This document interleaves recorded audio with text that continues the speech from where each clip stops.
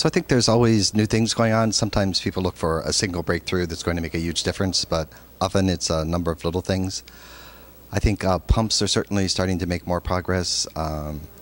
There's the pumps with the suspend for the low glucoses. There's the dual action pumps, which seem very exciting, pumps that deliver both insulin and glucagon. This can be really helpful for avoiding hypoglycemia both during the night and at other times. There's some other new pumps that have come out. I think we need more choices in pumps. People with diabetes need to have more than just the two main choices that are there now. So I think that that's one thing new that's not revolutionary, but there's some more choices there. Some of them are interesting. The one that hooks up to the iPhone, I think is nice. It's not a huge change, but again, I think it's something that especially younger people will like because it's an interface that they're more used to.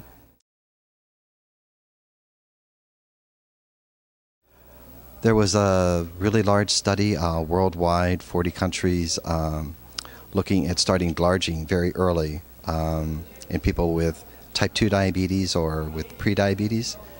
And it was very well done. It showed that glargine didn't reduce cardiovascular events, but was also showed that it was very safe. There was no increase in cancer, no increase in heart events. And so it remains an intriguing choice for earlier use, I think, in people with type 2 diabetes. In that same study, they looked at omega-3 fatty acids, which previous studies had suggested could reduce the chance of heart disease or cardiac events. And this really large, well-done study showed no effect of that. So I think people are going to have to rethink the possible use of that. It's in some of the recommendations now.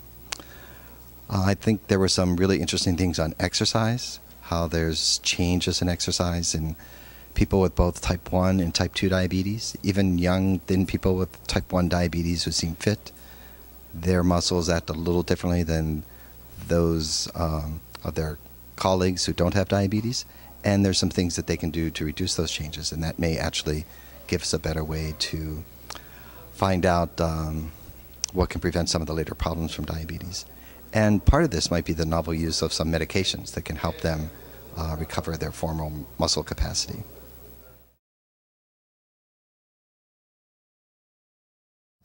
So I think it's a way to connect with what's going on at all sorts of different levels. I often like to go to sessions that are a little outside my main area of interest. It's easy to keep up with a narrow area of interest that you do work in and read about, but there's always new things going on in other areas, and I think that's one of the really exciting things. There's always two lectures each year for scientific achievement, the Banting Award and the Young Scientific Investigator, and those are always really interesting to go to. The one this year by Dr. Spiegelman was one of the best that I've seen. He's doing some remarkable research into different kinds of fat. So there's white fat, which is the kind of fat that most of us carry around in our middle, and there's brown fat that's actually metabolically very active and could be a key factor in changing the incidence of obesity, in reducing insulin resistance in people.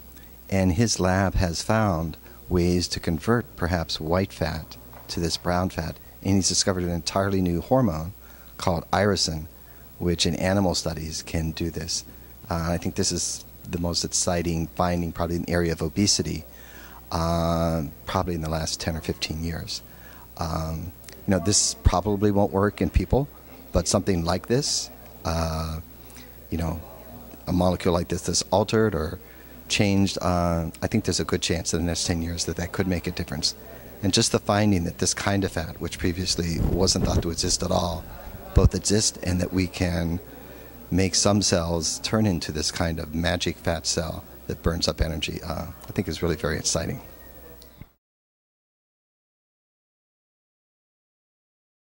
We always say, oh my gosh, there's all this exciting stuff going on, and then you look, gee, I've had diabetes for 15 years, and what's really happened?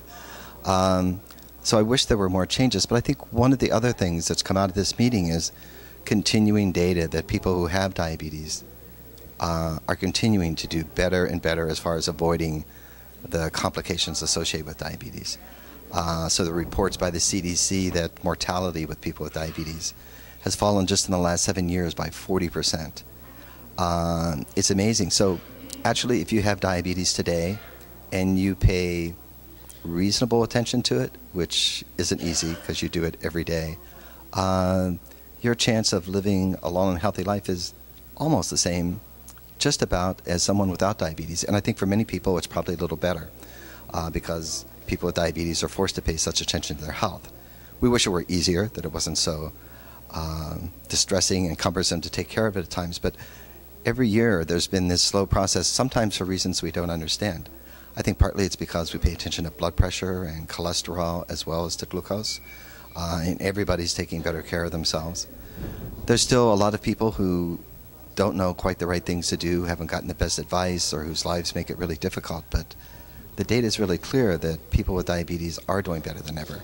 And I think although that's been a slow change, it's been really steady, and the accumulation of that good news means that the future is really, really hopeful for people with diabetes.